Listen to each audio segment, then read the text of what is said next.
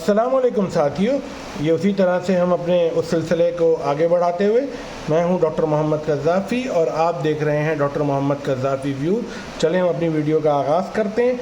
ये जो वीडियो है इसका टॉपिक मैं आपके आगे प्रेजेंट करता हूं। मैं मरीज़ को इसमें आपको बाद में एक्सप्लेन करूंगा, लेकिन टॉपिक प्रेजेंट कर देता हूं ताकि मैं समझता हूं कि टॉपिक इसलिए इम्पॉर्टेंट बनता है कि ये जो है थोड़ा सा हम एडवांस मतलब कि नॉलेज पे हम चले जाएंगे और ये ख़ास तौर पर जिसका टॉपिक के नाम से ही आप बेहतर अंदाज़ा लगा सकेंगे, उसका नाम है radiation necrosis versus tumour recurrence. यानी कि जो रेडिएशन नेक्रोसिस होती है उसके मुकाबले में जो ट्यूमर रिकरेंस होती है, कुछ लोग कहते हैं ना कि भाई रेडिएशन बहुत ज़्यादा दे दो, कुछ नहीं होगा। उससे जो रेडिएशन नेक्रोसिस होती है, क्या वो ज़्यादा ख़तरनाक है या वो जो थोड़ा एहतियात से या कम रेडिएशन देने की वजह से जो ट्यूमर रिकरेंस होती है वो ज़्यादा ख़तरनाक है? As a neurosurgeon, as a neurologist, as a medical practitioner, अगर आप उस पेशेंट के साथ जुड़े होते हैं तो पेशेंट डेफिनेटली आपसे बात करने आता है कि डॉक्टर साहब आपने बताया था ये ऐसे ऐसे सिलसिला है। तो क्या, और मैं थोड़ा सा आपके आगे जहाँ मैं काम करता हूँ वहाँ पे लेजिस्लेटिव इश्यूज ज़्यादा हैं और उसका असर आपको तमाम के तमाम मेरे लेक्चर में मिलता होगा और इसी वजह से वो हर वक्त हमारे दिमाग में रहता है। इस वजह से मैं कोई भी वीडियो चाह के भी क्या उसका जिक्र ना करूँ, वो ऐसा मुमकिन नहीं होता। बहरहाल ये उर्दू ज़बान, हिंदी ज़बान जो समझ सकते हैं, अगर वो चाहते हैं कि हम इस पर इसी तरह से कंटिन्यू करें तो प्लीज़ हमें सपोर्ट कीजिए, लाइक कीजिए और हमारी हिम्मत बढ़ाइए। और जो लोग हमारी हिम्मत बढ़ा रहे हैं मैं उनका थैंकफुल हूँ कि वो हमारे साथ हमें मदद कर रहे हैं। Thank you so much. अब मैं जो एक केस ले रहा हूँ यहाँ पे, हमारे पास 62 ईयर ओल्ड मेल हैं जिनकी हिस्ट्री में ग्लायोब्लास्टोमा मल्टीफॉर्मा था और उनका बहुत ज़्यादा इन्हांसमेंट थी क्या कहते हैं MRI पर। और जब हम उनके फॉलोअप MRI भी करते थे तो चेकअप के लिए, सर्वेलेंस के लिए, तो उस पर भी ये इन्हांसमेंट हमें नोटिस करते रहते थे। शुरू में डायग्नोसिस जो हमने की उसमें मैं राइट साइड पे फ्रंटल पैराइटल ग्लायोब्लास्टोमा मल्टीफॉर्मा मिला, वो हम डायग्नोस कर चुके थे और पिछली वीडियोस बता रही हैं कैसे हमने डायग्नोस किया था। ग्लायोब्लास्टोमा मल्टीफॉर्मा की हमारी मल्टीफोकल ग्लायोब्लास्टोमा के नाम से आप हमारी वीडियो को मुलाहिजा कर सकते हैं।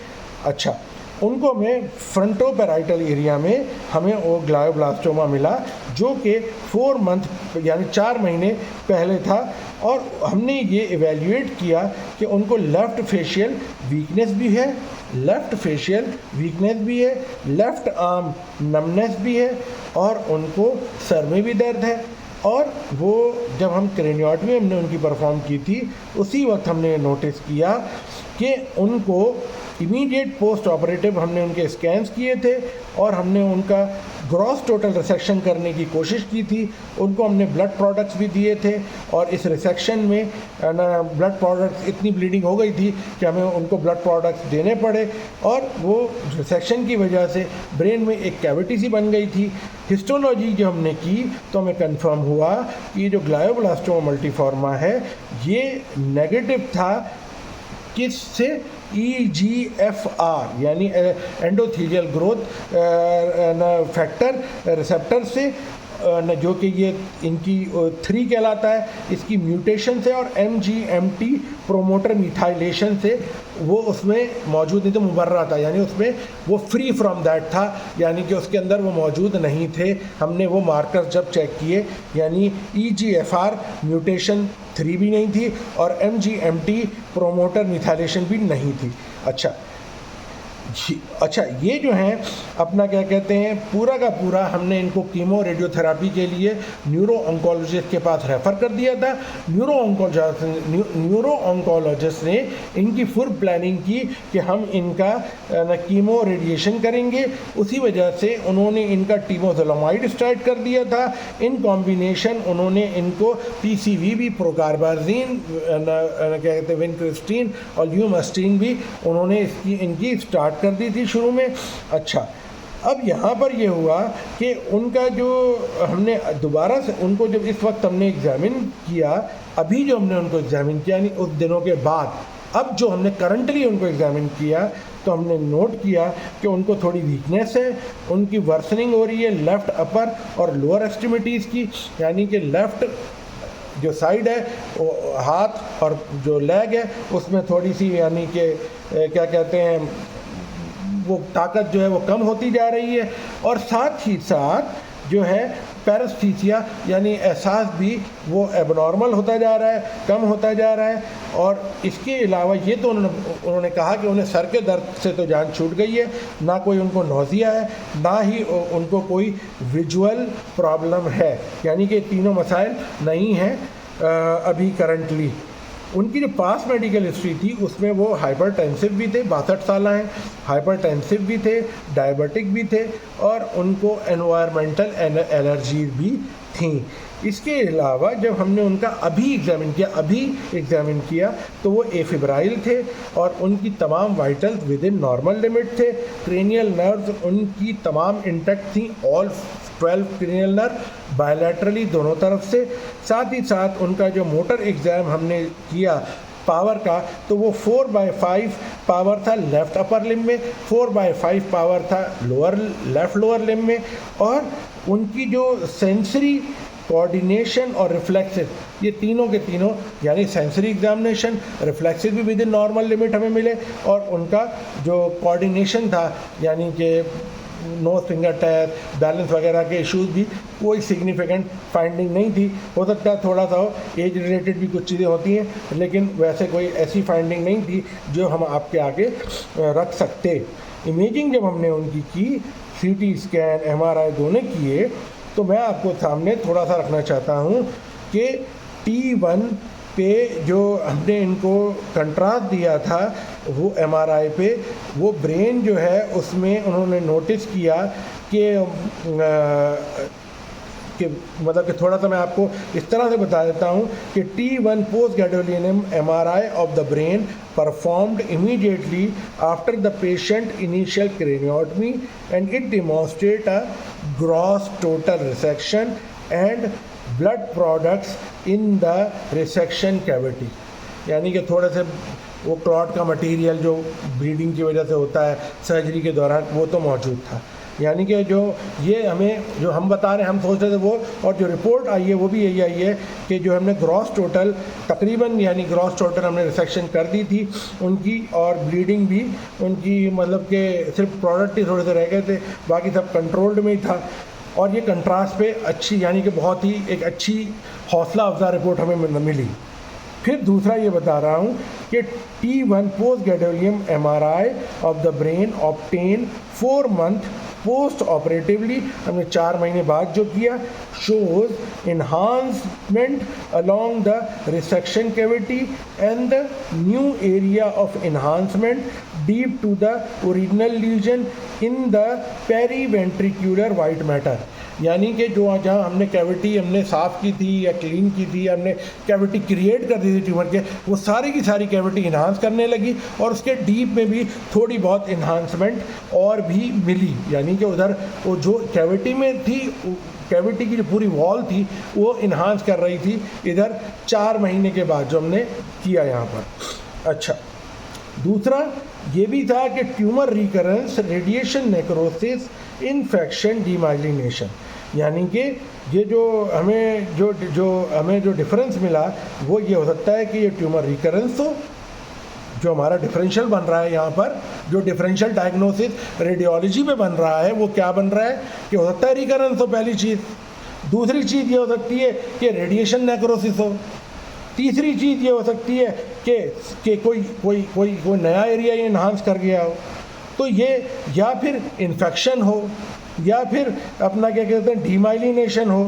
तो ये 4-5 चीज़ें हो सकती हैं, क्योंकि as a neurosurgeon, as a doctor जब आप कोई चीज़ देखते हैं आपके ध्यान में बुरे ख्यालात भी आते हैं कि ऐसा तो नहीं ये हो गया। अब हम आगे चलते हैं। इसमें जो T1 पोस्ट गैडोलिनियम MRI किया हमने ब्रेन का, हमने ये नोटिस किया कि 7 महीने बाद हमने फिर 7 महीने बाद पोस्ट ऑपरेटिवली हमें ये पता चला कि डीपर इन्हांसिंग लीजन जो है वो और बढ़ गया है, यानी कि जो 4 महीने पहले हमें मिला था वो तो था ही, जो हमने जो 7 महीने बाद देखा, दोबारा देखा 7 महीने बाद दोबारा देखा, तो हमने देखा कि वो लीजन तो और बढ़ गया भाई, पहले से भी ज़्यादा बढ़ गया वो लीजन। अच्छा, लीजन मतलब इन्हांस ज़्यादा कर रहा है। अब हमें ये लगा कि ये वाकई रिकरेंट ऑफ ट्यूमर है, रिकरेंस ऑफ ट्यूमर है। ठीक है, अब यहाँ पे हमें लग गया भाई रिकरेंस ऑफ ट्यूमर है। अच्छा जी, आगे क्या हुआ? ये पूरी कहानी से आपको बहुत सीखने को मिलेगा, इसमें बहुत ज़्यादा पैसिव लर्निंग है। अच्छा, आपने फर्दर वर्कअप किया इसका, आपने लेबॉर्ट्री इन्वेस्टिगेशन की, आपने उसका रूटीन लैब की, CBC, ESR, PTA, PDT, blood culture, आपने सब किया उसका। आपने इमेजिंग भी की, जो कि मैंने आपके आगे जिक्र की, ख़ास तौर पे MRI की, जिसमें थोड़ा सा मैं आपके आगे बात रख देता हूँ कि MRI spectroscopy is limited utility because recurrent tumour cells are often mixed with in the area of radiation necrosis. ये जुमला मैंने आपको आगे थोड़ा सा बोला भी है इंग्लिश में भी, अब मैं थोड़ा सा अपनी समझ के लिए, आपकी समझ के लिए, कि जो MRI स्पेक्ट्रोस्कोपी की जो लिमिट होती है ना, बहुत ज़्यादा अनलिमिटेड सलाहियत नहीं होती है, उसमें कम सलाहियत होती है कभी कभी, और वो सलाहियत कभी कभी इतनी कम होती है कि आप रिकरेंट ट्यूमर सेल में और जो ये रेडिएशन नेक्रोसिस वाले सेल्स को पहचान नहीं पाते MRI स्पेक्ट्रोस्कोपी पर, तो उसमें मिक्स सिग्नल आ रहे होते हैं, तो ये एक सर्टेनिटी नहीं होती। दूसरा, ये जो PDG PET lack specificity to distinguish between radiation necrosis and recurrent glioma, however increase uptake is more suggestive of recurrent tumour. ये जो PDG मैंने आपको बताया फ्लोरोसिन डीऑक्सी ग्लूकोज कहलाता है, फ्लोरोसिन डीऑक्सी ग्लूकोज, इसे PDG छोटे में कह दिया। पैट यानी पैट स्कैन होता है उसमें। मैंने कहा कि जो पैट स्कैन, मैं आपको ये बताना चाह रहा हूँ कि पैट स्कैन में आप एक चीज़ डिस्टिंग्विश कर सकते हैं रेडिएशन नेक्रोसिस को और रिकरेंट ग्लायोमा को। वो किस तरह से कर सकते हैं भाई? वो आप इस तरह से कर सकते हैं कि जो आपको जिसमें इंक्रीज अपटेक मिलेगा, अगर इंक्रीज अपटेक मिल रहा है इस फ्लोरोसिन डीऑक्सी ग्लूकोज का, ये समझ लें कि ये आपका रिकरेंट ट्यूमर है। ये नेक्रोसिस वाला एरिया नहीं है, रिकरेंट ट्यूमर है। यहाँ आपने पकड़ लिया कि देखो ये रिकरेंट ट्यूमर है, तो और आप प्रूफ कर सकते हैं हर लीगल वैल्यू पे कि भाई ये है, ये रिकरेंस है या नहीं है। ठीक है। अच्छा, दूसरी बात कि no imaging modality has sufficient specificity to replace histology as the standard for distinguish radiation necrosis from the recurrent glioma. देखो, जो आप हिस्टोलॉजिकली जो चीज़ उठाते हैं उसकी बहुत वैल्यू हाई है। कोई भी इमेज गाइडेंस, कोई भी ऐसी इन्वेस्टिगेशन नहीं है वो आपको सर्टेनिटी से बता सके। जो इमेजिंग फीचर्स होते हैं ये ज़्यादातर आपको समझाते हैं रिकरेंस के बारे में, लेकिन रेडिएशन नेक्रोसिस के बारे में इतना ज़्यादा नहीं बताते। दूसरा, होमोजीनियसली जो इन्हांसिंग नोडुलरिटी होती है या पेरीनोडुलर एडिमा होता है, ये आप और ये जो है उसके सारे एरिया में, तो ये जो है आपको ये भी रिकरेंसी का ही वैल्यू ज़्यादा बताता है। जो लेस होमोजेनिटी, इंटेंस इन्हांसिंग और एडिमा जो आपको बताता है, ख़ास तौर पे डीप वाइट मैटर में, ये आपका कुछ फैक्टर्स हैं जो आपको रोल प्ले करते हैं, जिसको आप समझ सकते हैं कि ये क्या चीज़ है, लेकिन फिर भी स्टॉप पैथोलॉजी की उधर ज़रूरत होती है जो कि उसको सर्टेनिटी के साथ बता सकते हैं। इधर मैं थोड़ा सा बात आगे करने के लिए थोड़ी सी इसकी पैथोफिजियोलॉजी में बात करूंगा, क्योंकि ये टॉपिक बहुत ज़्यादा इम्पॉर्टेंट हो जाता है, जहाँ पर आपको जस्टिफिकेशन देनी पड़ती हैं कि ये रिकरेंस है या ये, और रिकरेंस पे सिर्फ जस्टिफिकेशन की बात नहीं है, आपकी प्लान ऑफ ट्रीटमेंट पूरा का पूरा चेंज होता है और बेहतर या ख़राब हो सकता है। हम पैथोफिजियोलॉजी में बात कर रहे हैं, अपने ही जो टॉपिक हम आपके सामने प्रेजेंट किया हुआ है उसके बारे में। ये जो हाई रेडिएशन डोजेज होती हैं, या ये समझ लें कि exposure to the systemic chemotherapy, यानी कि ऐसे मरीज़ जिनको आपने हाई रेडिएशन डोज दी हुई हो, ज़्यादा रेडियोथेरापी की डोज दी हुई हो, या कीमोथेरापी उनको ब्लड के ज़रिए बहुत ज़्यादा आपने दी हो, तो इसमें कुछ डेफिसिट्स होते हैं अंदरूनी तौर पर डीएनए रिपेयर मैकेनिज़्म में। हमारे जिस्म में एक डीएनए रिपेयर मैकेनिज़्म है। डीएनए टूटता है तो उसको बनने का भी एक मैकेनिज़्म हमारे जिस्म में अल्लाह ताला ने बना के रखा है। तो उसके टूटने से उस डीएनए के मसला आने से या उस डीएनए के मिसाल के तौर पर उसका जो रिपेयर मैकेनिज़्म ख़राब होने से क्या कहते हैं बहुत सारी चेंजेस आती हैं। तो ये जो है फैनकोनी एनीमिया हो सकता है उससे। दूसरा एटेक्सिया टेलेंजेक्टिया हो सकता है, टेलेंजेक्टेरिया हो सकता है, और साथ ही साथ higher rate of the radiation necrosis और भी प्रॉब्लम कर सकते हैं जो मैंने आपके आगे रखे हैं दोनों, फैनकोनी एनीमिया और एटेक्सिया टेलेंजेक्टेरिया। दूसरा रेडिएशन नेक्रोसिस जो होता है वो समझ लो कि कॉम्बिनेशन में कीमोथेरेपी के साथ एंडोथीलियल डैमेज करता है, डायरेक्ट इंजरी भी कर देता है ग्लायल सेल्स की, और इम्यून मेडिएटेड मैकेनिज़्म को भी डिसरप्ट कर देता है, यानी उसको भी ख़राब कर देता है। इम्यून मेडिएटेड जो मैकेनिज़्म है उसे भी ख़राब करता है। अच्छा, ये जो रेडिएशन डायरेक्टली डैमेज करता है साथ साथ सेल ग्लायल सेल को और इसके साथ साथ उसकी माइलिन शीट को, और लेकिन ये उसके साथ एस्ट्रोसाइट्स जो होते हैं उनकी भी इंजरी होती है, और ख़ास तौर पे वो कैसे करता है कि उनकी हाइपोक्सिया कराता है, और ख़ास तौर पे जो फैक्टर 1 अल्फ़ा और वेस्कुलर एंडोथीलियल ग्रोथ फैक्टर हैं उनको पर भी अटैक करता है। तो ये जो एक तरह से ये जो रेडिएशन का अमल है ये एक तरह से उधर इन्फ्लामेशन का और दूसरा पैथोलॉजिकल न्यू वेस्कुलराइजेशन जो कह सकते हैं उसका अमल शुरू कर देता है। तो ये चीज़ें आपको दिखती हैं। ये एंडोथीलियल डैमेज जो होता है ये साथ साथ ब्लड ब्रेन बैरियर को भी डैमेज करता है और एक तरह से वेदोजेनिक एडीमिया डेवलप करा देता है और भी ज़्यादा। तो वो भी आपको लगता है कि ये शायद कोई ट्यूमर इन्हांस हो रहा है। तो इधर पैथोफिजियोलॉजी का जो रोल है वो बहुत ज़्यादा मतलब कि अच्छे से समझने की ज़रूरत है इसमें, ताकि आप मरीज़ को अच्छे से एक्सप्लेन कर सकें। जितनी आपको इसकी नॉलेज होगी मरीज़ को आप वो कॉन्फिडेंस दे सकेंगे जो आपने सर्जरी से भी उतना नहीं दे पाए होंगे, जितना आपकी नॉलेज उनको सही इंफॉर्मेशन देकर वो सही क्या कहते हैं जगह तक उनके दिमाग में बात पहुंचाकर आप वो कर सकते हैं। दूसरा मैं आपको ये कहूँ कि जो इन्फ्लामेटरी एंडोथीलियल सेल्स होते हैं ये ऑक्सीजन फ्री रेडिकल फॉर्मेशन करते हैं। तो आपका जो VEGF होता है, ख़ास तौर पे आप ये कहें वेस्कुलर एंडोथीलियल ग्रोथ फैक्टर जो होता है उसकी भी रेगुलेशन को ये डिसरप्ट करता है, और इन्फ्लामेटरी साइटोकाइंस भी रिलीज़ होते हैं, और माइग्रेशन ऑफ द न्यूट्रोफिल होती है, यानी न्यूट्रोफिल्स यहाँ पे आ जाते हैं, और फाइब्रोब्लास्ट भी आते हैं उस इफेक्टेड एरिया में। ये एंडोथीलियल सेल की डेथ भी करवाते हैं और abnormal development of the endothelial cells, यानी जो बनते भी एंडोथीलियल सेल्स वो एबनॉर्मल होते हैं जो आपके ब्लड ब्रेन बैरियर को और भी नुकसान पहुंचाते हैं, डिसरप्ट कर देते हैं, चेंजेस ले आते हैं। ये सारी बातें कह सकता हूँ मैं यहाँ पर, जो कि आपको भी समझना इस तमाम पैरा में कि ये एक चीज़ नहीं करते, उसकी गुंजाइश बहुत आती, लेकिन तब्दीली आ जाना ही बहुत बड़ा उधर मैटर हो जाता है आपकी समझने के।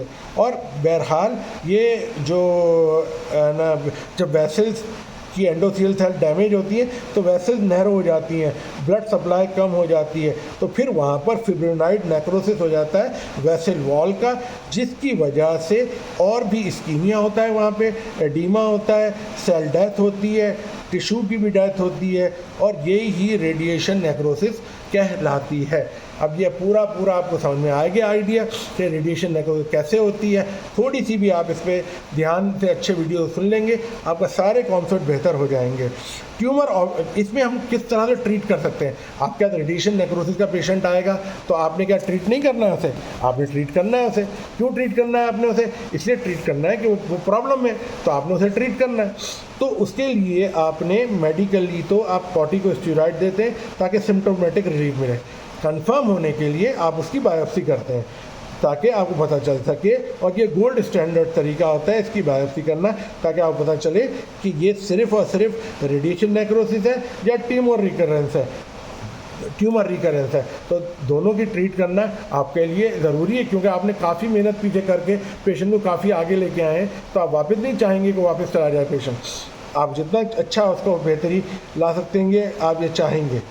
साथ साथ आप इन्वेसिव नेचर या इनहेरेंट जो रिस्क ऑफ बायोप्सी कर सकते हैं इसमें ना, मतलब ख़ास तौर पे पैट सीटी ना स्कैन की मदद से, एडवांस एमआरआई इमेजिंग की मोडालिटीज़ की मदद से आप बायोप्सी बहुत ही आसान, बिल्कुल उसी जगह पर एग्जैक्ट डिस्क्रीट किस्म की, यानी उसी पे पिन पॉइंट, उसी जगह पे, उसी नुक्ते पे जाकर आप बायोप्सी कर सकते हैं।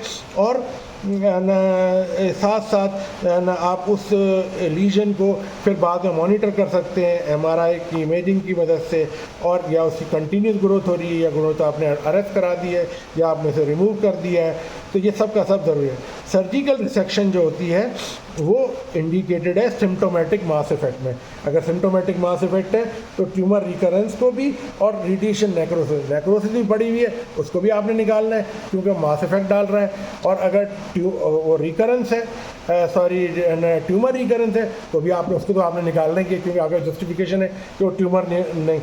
बेनिफिट जो होता है कि आपके क्रेनोटमी वैसे ही हुई हुई होती है, आपके पास पूरा का पूरा आइडिया करीब होता है, ओवरऑल प्रोग्नोसिस भी आपके सामने होती है, पेशेंट की कंडीशन को आप मैटर कर सकते हैं, आप अवेक क्रेनोटमी भी कर सकते हैं, फंक्शनल स्टेटस को मेंटेन रखते हुए आप उस एरिया को लोकलाइज भी बहुत केयरफुली कर सकते हैं। डिस्टिंग्विशिंग ऑफ टिश्यू भी बहुत ईजी हो जाती है यहाँ पर, पहले जितनी तकलीफ नहीं होती, क्योंकि बहुत ज़्यादा चीज़ें आपके लिए आसान, क्लियर और मतलब समझ के लिए काफ़ी और आपका एक्सपीरियंस भी इतना ज़्यादा होता है जब भी आप ऐसा डिसीजन ले रहे होते हैं, तो वो भी आपको काउंट करता है। ये ट्रीटमेंट ये जो होती है बायोप्सी प्रूवन रेडिएशन नेक्रोसिस के लिए, उसके लिए ये होता है कि आप ऑब्जर्व भी करते हैं, कॉर्टिकोस्टेरॉइड भी देते हैं, सर्जिकल रिसेक्शन भी करते हैं, स्टीरोटैक्टिक ड्रेनेज भी कर सकते हैं उस एसोसिएटेड सिस्ट की, आप हेपरिन दे सकते हैं, वारफरिन दे सकते हैं, आप हाइपरबैरिक ऑक्सीजन डाल सकते हैं वहाँ पर, आप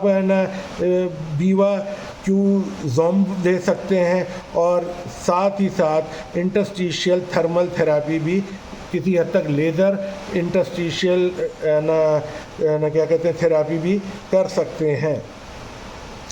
ट्रीटमेंट जो होती है बायोप्सी प्रूवन रिकरेंट क्या कहते हैं ग्लायोमा की, उसमें तो आपको पता ही है कि आपने एडिशनल रेडियोथेरापी देनी है, एडिशनल आपने कीमोथेरापी देनी है, स्टीरोटैक्टिक रेडियो सर्जरी भी कर सकते हैं, कीमोथेरापी CCNU का जो तरीका है वो कर सकते हैं। सर्जिकल टेक्निक स्टीरोटैक्टिक बायोप्सी में जो डीप इन्हांसिंग लीजन होते हैं वो स्कैटर्ड ट्यूमर सेल्स बड़े होते हैं, तो उसके लिए सर्जिकल टेक्निक जो होती है वो स्टीरोटैक्टिक बायोप्सी की तरह आप करें, और उसमें आप अपना डिस्क्रीटली करें, मिनिमम डैमेज दें, जो वैसे पेशेंट को बहुत डैमेज हो चुका है तो आप मिनिमम वही उसका और न इधर आपको तमाम आपका वो एक्सपीरियंस जो आपने ग्लायोब्लास्टोमा निकाले हैं, आपने एनाप्लास्टिक ओलिगोडेंड्रोग्लायोमा निकालें, उसमें जो आपका जहन है, जो आपका वो सोच है, वो बहुत इंपॉर्टेंट रोल प्ले करती है।